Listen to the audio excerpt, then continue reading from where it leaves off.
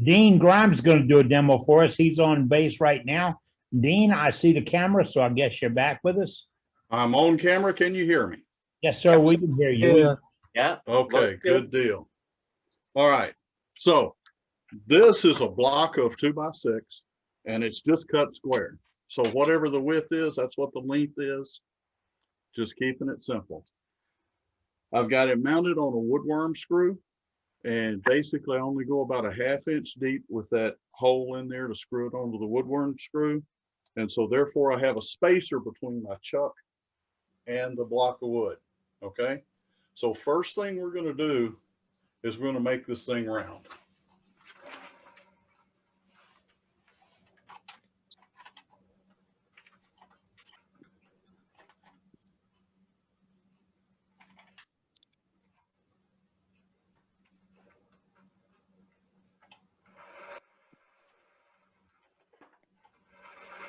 Please. Dean, this is nice, but you got to go slow. Tom Moore's with us. It's a learning curve for him. It's, you know. Okay. All right. So we're going to bring this up. We'll turn it up to about 1100 RPM. And all we're doing at this point is, and you'll notice I'm coming in. And let's turn that just in there just a little bit.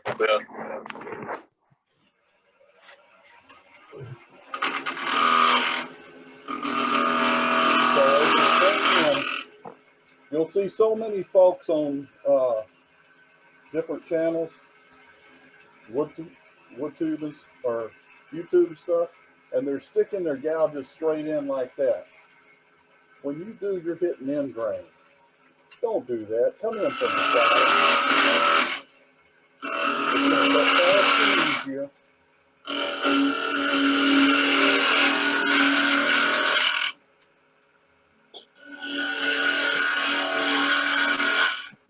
So once we get that done, and basically all we're doing there is just making it round. And we could go in just a little bit more and we will.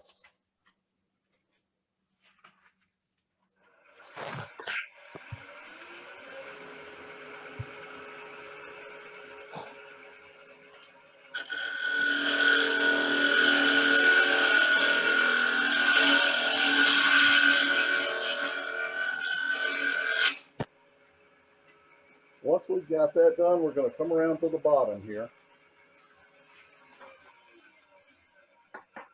One thing I want to show you guys, when you lay your tool on your tool rest, that should be center. We're not center there. We need to come down a little bit. Now we're cutting on center. Okay, so the first thing we're going to do is we want this thing to set flat. And what we're working on here is the bottom.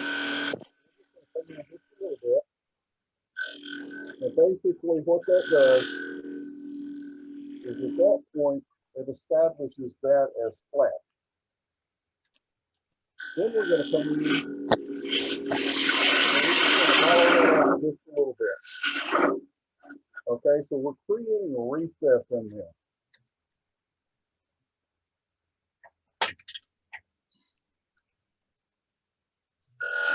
Probably could have done a little smoother stuff there.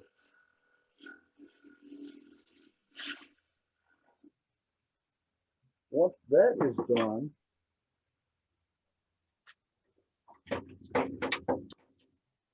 I have got a chuck that has jaws that will fit a 2-inch opening.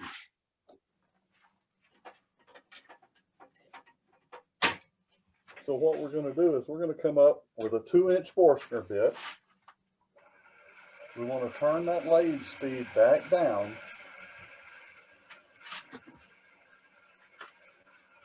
And all we're doing here is just creating a recess just deep enough for that chuck to grab that. You know, if you're 3/16 of an inch deep, you're good there. You can't go too deep because you're a wood rim screw on the other side. Exactly. Now, basically, we're finished with the bottom. Obviously, we'd do a little bit of sanding, but I'm not going to take you guys through sanding tonight. I think most everybody here has sanded something before. That spacer's a piece of masonite. It is. Now we're going to go back with the top.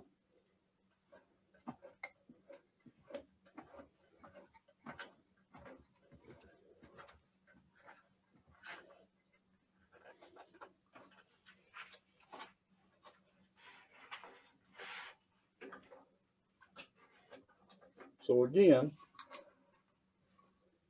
we're going to check, make sure that we're not hitting anything there.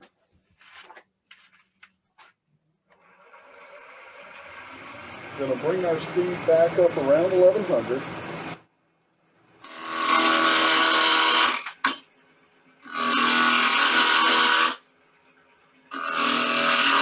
Making it round, guys.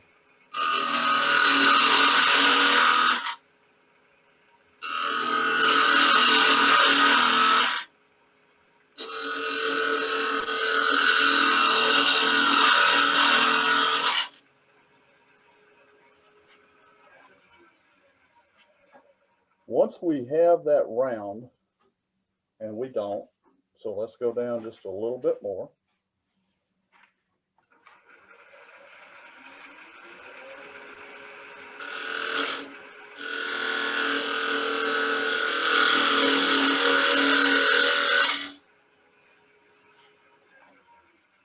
I'm glad to see that you followed Jeff's guidelines and you didn't check to see if it was round by using your fingers. You know, all you need is one fistful of splinters and you learn real quick. Don't do that anymore. That is not a good idea. And especially with construction lumber, this stuff doesn't mind sticking in your hand at all. No, in fact, I think it looks forward to it. Exactly. Now, guys, I use a set of dividers to mark out my tenons. If you're going to do this, there's one thing you've got to be extremely cautious of. Just the side closest to you touches the wood. If this other side touches the wood, it's coming up in your face. That's not a good day. So let's go ahead and start this back up. Again, we're going to put a tenon right here. So we're going to mark it.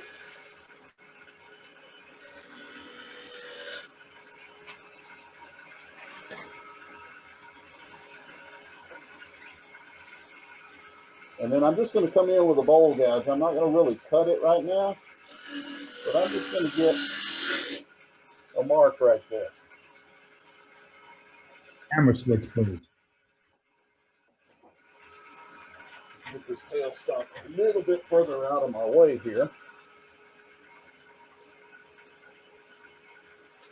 And basically at this point, we're making the bottom of a bowl.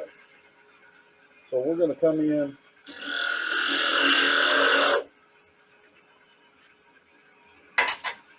Hang on just a second, guys.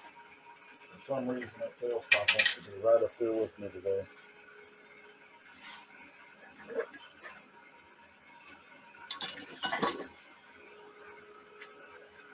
I should have sharpened some tools before I got back out here, Captain.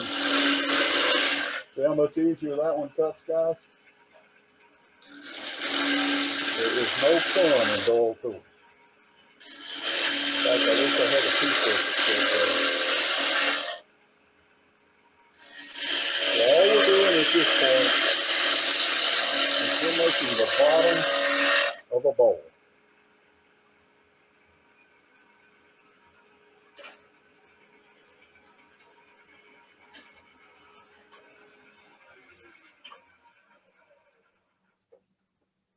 And for some reason, I want that tool rest to be high today.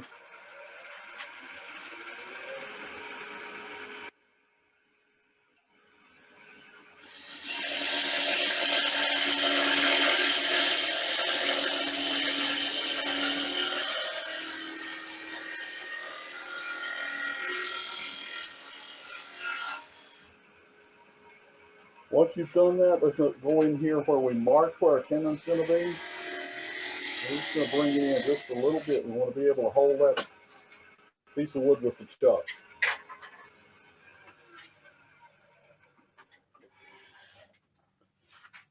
So basically at this point, we're done with our woodworm screw.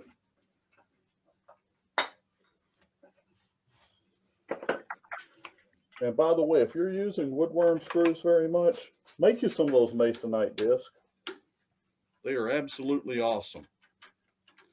And you don't always need that screw to go so far into your wood.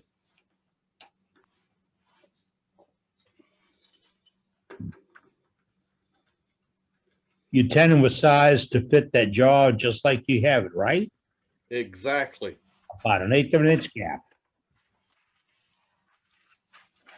And so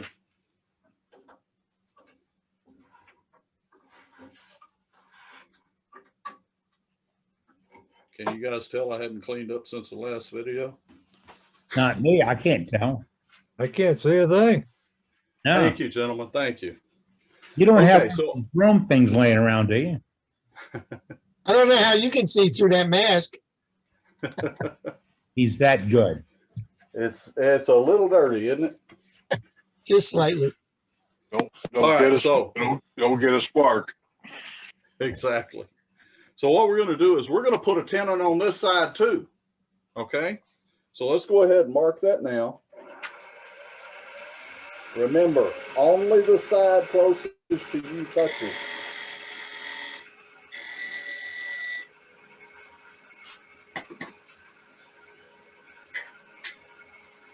And then we're going to come in here and we're just going to hit that just enough so that we know where it's at.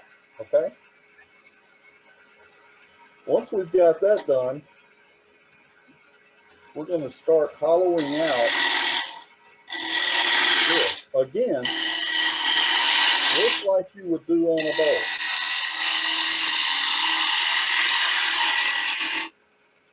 Except now, once we get in there a little bit like that, we're going to start coming back from the other direction.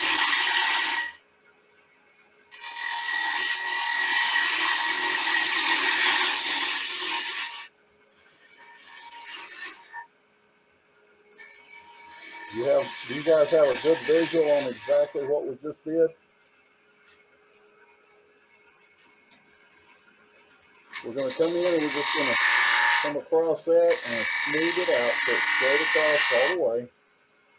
Do the same thing here.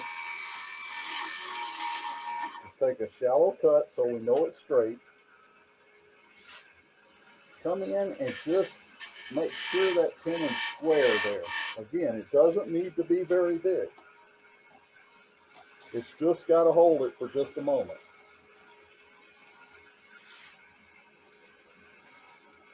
And as soon as I see my other Jacob's chuck, here we go.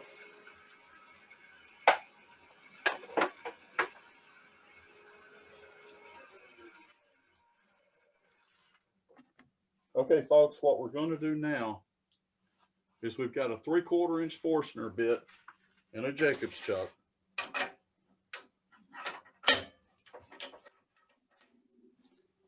We're going to bring that up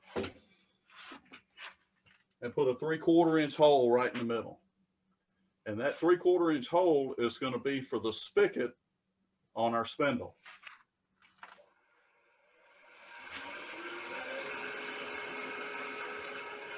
It doesn't have to be real deep, and you don't need to drill it going that fast or that slow.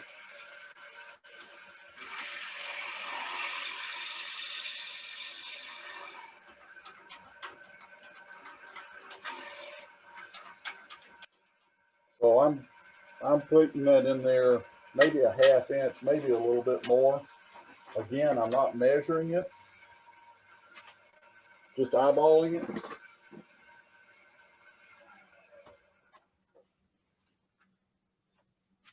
Again, we would sand this out, but we're finished with this side.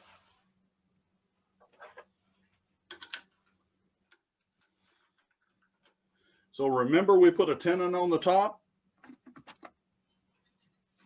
Now we're going to turn this back around, put it back in the chuck.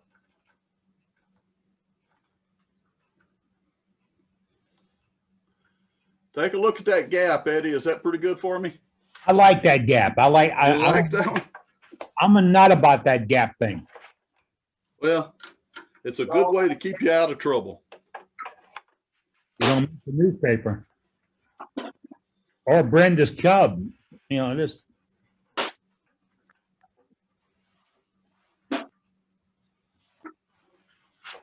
So the reason we put the tenon on the other side is so we could turn it around and go ahead and finish this top off.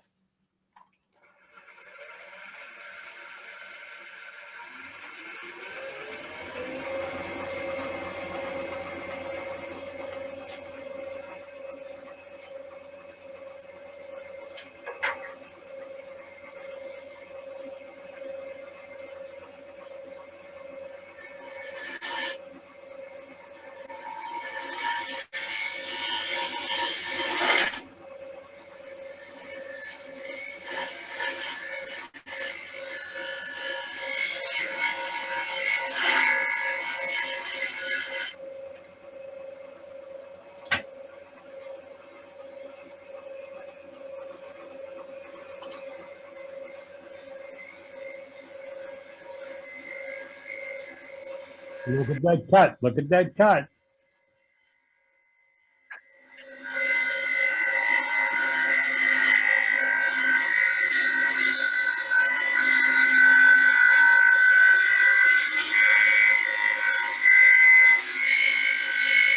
And notice how hard he's holding the tool with his left hand. He's just holding it down, just making sure it doesn't, and riding the bevel's controlling it. Yeah, the thing is, guys, when you're turning this construction lumber, sharpen these tools, and this tool is dull. It's still cutting, but it's tearing about as much as it's cutting. Dean, you say construction lumber like it's a dirty word. No, sir. I like it. Don't ever use that term scrap wood. Kim will come get you. Yep, no such thing as scrap wood. Well, when I first started out, there was a guy in our local wood turning group. He says, "You want to get good?" I said, "Well, yeah, if I want to do anything, I want to get good at it." He said, "Well, quit trying to turn that fancy wood and go get you some 2x4s." Oh, that's a good challenge. That's right. Sounds familiar. And he said, "When you can turn a 2x4 and do it right," he said, "you're a good turner." Now, I don't know if I'm a good turner or not yet, but I can turn a 2x4. I'll tell you what, guys, I'm going to take just a second here, and we're going to put a real quick edge. Well, I said it was. A little while ago, he was chatting with Alfred about the, or not, I'm sorry, not Alfred. Somebody else about the dust in the shop, and there's the dust screens he was talking about. You can see with clear, we used to call disc screen on it. Now it's had about 1,000 new names. At Was least that about. shower curtains, Dean?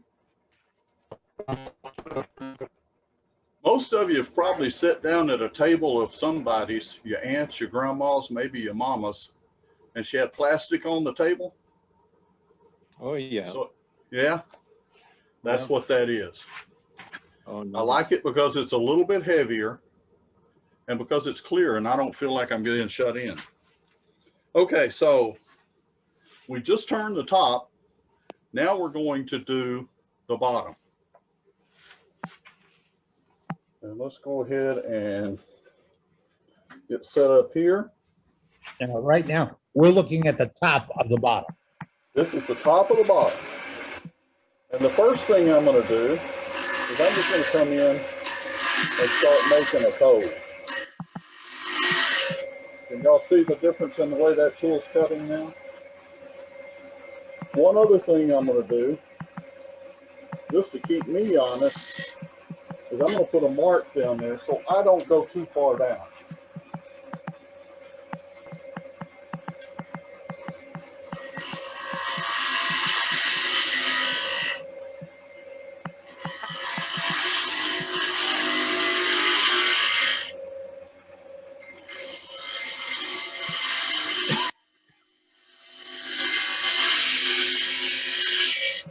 I don't know if anybody noticed it, but did y'all see that was one finger on the top of that tool?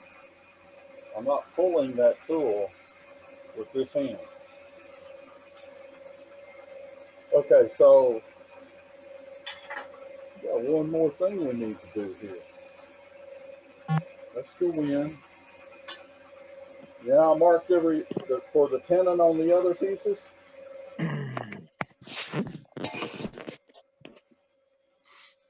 We're going to mark one right there. And we're going to come in. And we're just going to identify that line.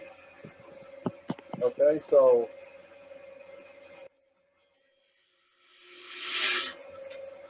basically at this point, we're going to start hollowing this out, going the other way.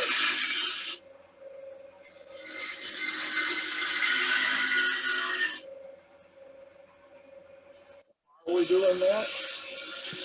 Well, when these ladies come in after a long, hard day and they take their wig off, we want to give them some place so that they can put their rings, their earrings, maybe a bracelet.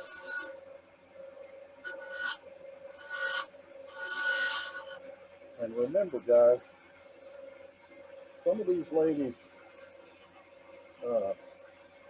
different types of cancer, but some of them really affect how they feel and their femininity. So put a few curves in there. Make it look like something a lady would have instead of something that a guy would have. I'm sorry. I had that going with front over the top. Okay. So I just want you guys to take a look at that. We got a cove here, then we got a cove here. They can put their rings and jewelry and stuff in here.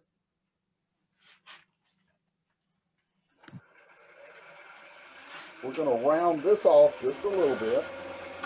Just kind of relieve that edge.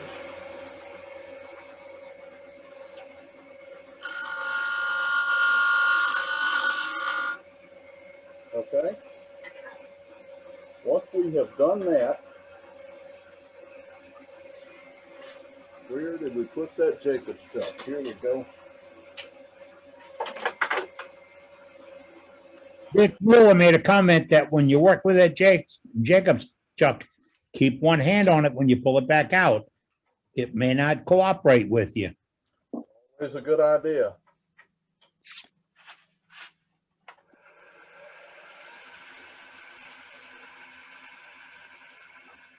It wouldn't be the first time one came out. Okay, and again, the hole we're doing here is just to hold the tenon on the spindle we're getting ready to turn.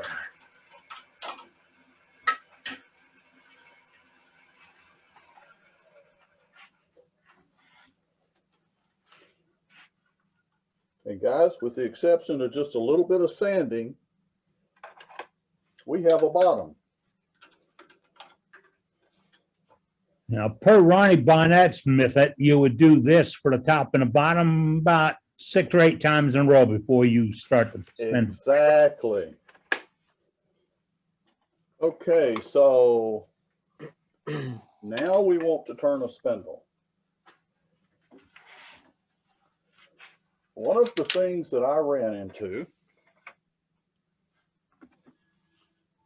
my drive center, that's 3/4 of an inch. In fact, it's just a little bit over 3/4 of an inch. You can't make a 3/4 inch tenon if your drive center's up against it and it's bigger than 3/4 of an inch. I took the small drive center that I use on my little pen lathe, put it in an adapter, and stuck it right in the chuck. That way, it gives me plenty of grip, and I don't have to worry about getting too close to it.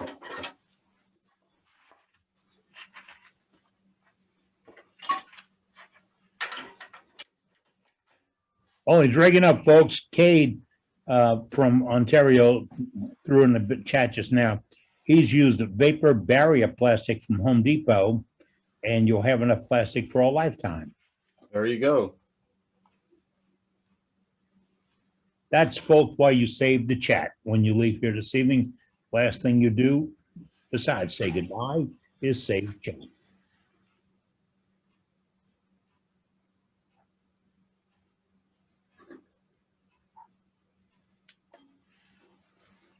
Yeah, my point kind of pushed back in there a little bit. Always makes it easy when you can't get the point in there.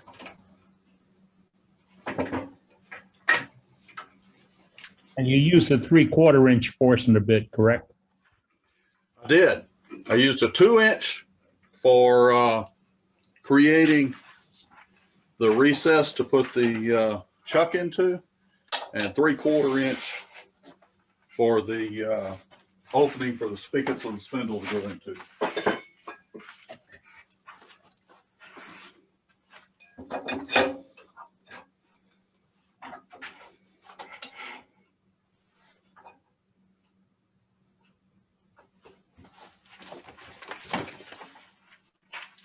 Let's see here.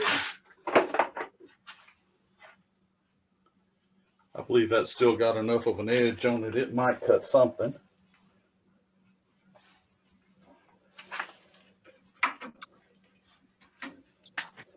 Okay, so at this point, really all we're doing is we're going to get this thing round. See if y'all got a good view there. Good deal.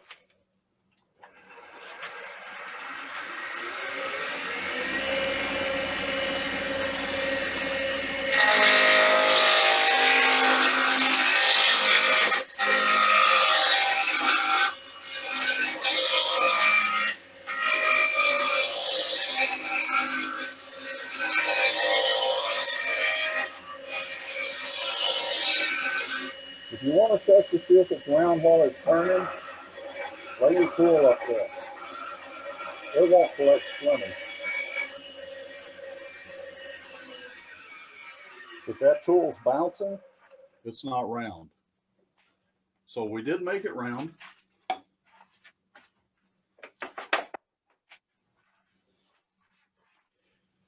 And here's where we start getting into the detailed measurements. This is highly technical, folks, so watch carefully. Oh, boy. Is math involved? Is there math involved? Because we got to go slow for Doug. Yeah, it's that third middle size mark, just shy of 1 inch. Okay. So 3/8 of an inch in that way. And then this is a 6-inch ruler and a 12-inch piece. So I'll just go ahead and mark at the end of that ruler. That's getting me close to center, right? We're going to do 3/8 down here again. And we're going to do the same thing there. So with that done, we're going to come in and put a 1-inch mark right there between those other two marks. I'm going to back out a 1/2 inch either side of center.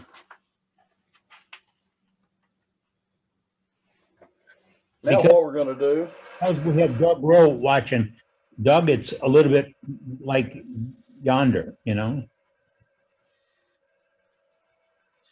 Now, why did we go 3/8 on the ends? well, I figured that's about as long of a tenon as we really need.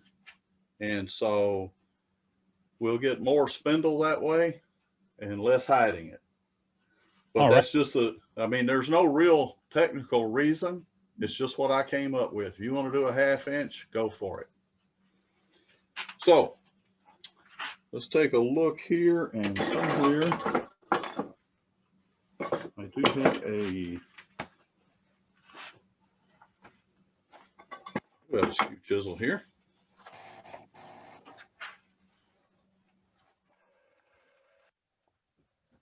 basically at this point, you go ahead and bring the speed back up. And I'm just going to touch those real quick.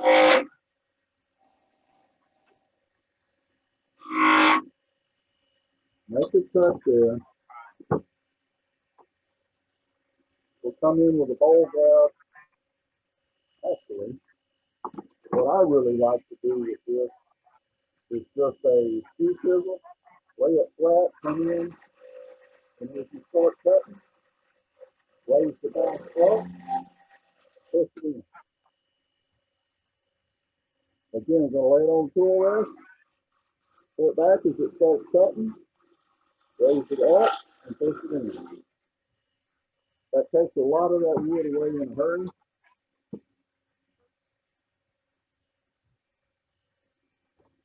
Keep wanting to grab that bowl grab instead of spindle grab.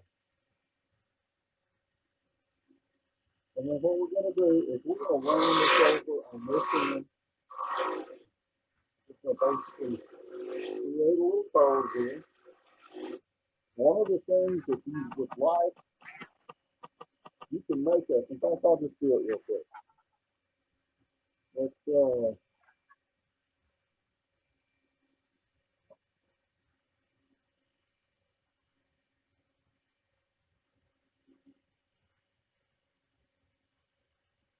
if I hadn't lost my recording tool over here, maybe you guys are right. Maybe I can't see these. I'm glad I'm not the only one who's always looking for tools. Yeah, exactly. I think it's a dust on his face shield, really. It could be. It may be. know right where all my tools are, you guys. Come on. How do we know one of you folks didn't go in and get them?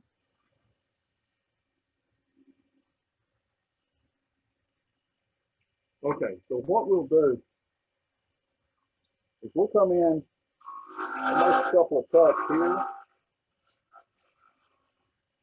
And I'm just going to size that to 7/8.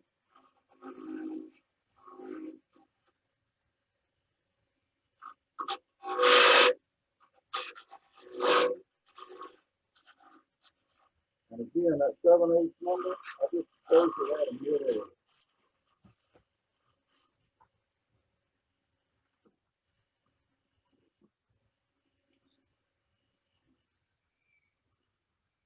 Now the question is, why did I do that? Basically, that gives us a point to go to. All right.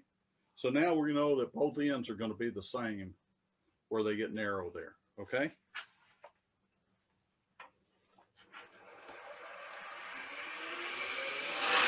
Go ahead and bring this on Put your camera. Switch camera. in. Thank you. Thank you. And we'll round that over just a bit.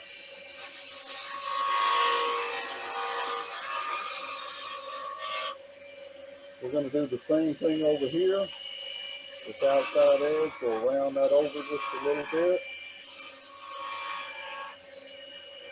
And then we're going to just come in here and bring that right back down.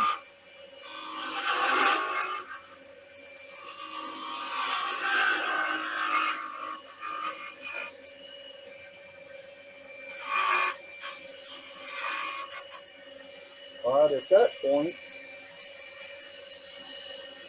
we can go ahead and start working on this here.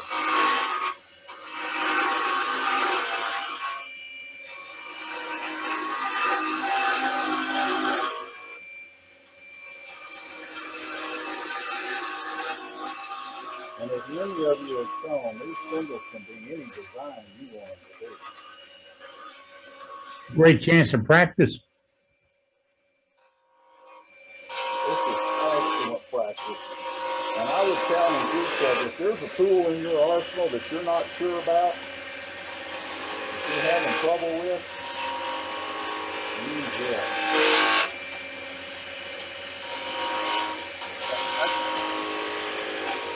Anyway,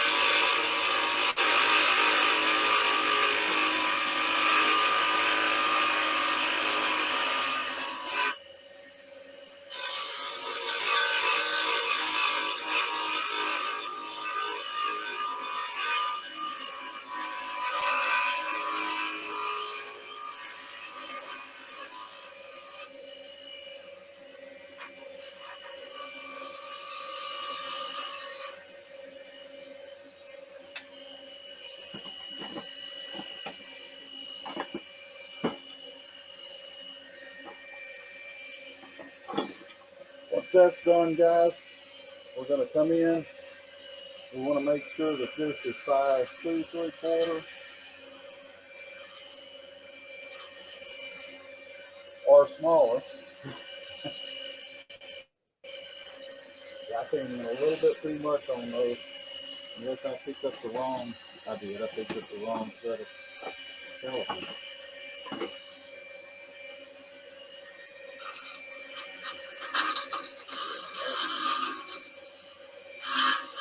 There we go.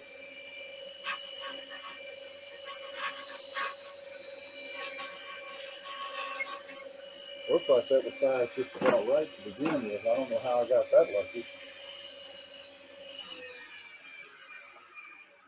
Dean, have you used an open end wrench to do those tenons? Yeah, that's one of the things that works well. I don't have one set up to do that with. Well, you got to go to Sears and get the really good craftsmen when you do that. Yeah.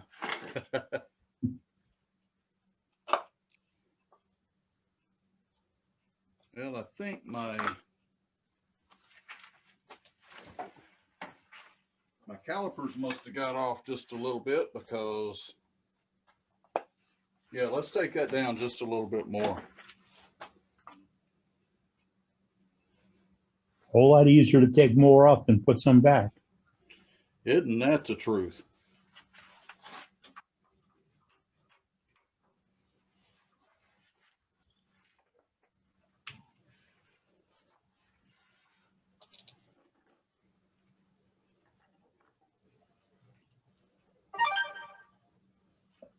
Kade Bolger agrees with me about the crescent wrenches working, open end wrenches working well. But Harbor Freight's your greatest source for that. Because then you get a kit with the open end on one end and a box on the other, and you got something to put on a string to keep them around. Also, keep an eye out at Home Depot or Lowe's or Rona. Sometimes they go on sale.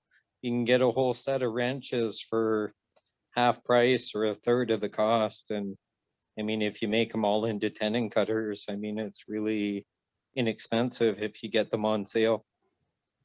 There we go, folks. Oh, Hey, that's how Ron- long it takes a wig to make Thank a you. wig stand. Hey, Ronnie, take a look at that. You should make one. Hey, Ronnie, you think you can do this? Nice Looks job. great. Great job. Thank you, Dean. Very nice. Thank Hey, you you. guys are so Dean, welcome. you might have to do that demo Good again so job. Ronnie will get the hang of how to make those. Well, eventually I'm gonna figure it out. Thank you, Dean. Thank you so much, Dean. That's great. That was a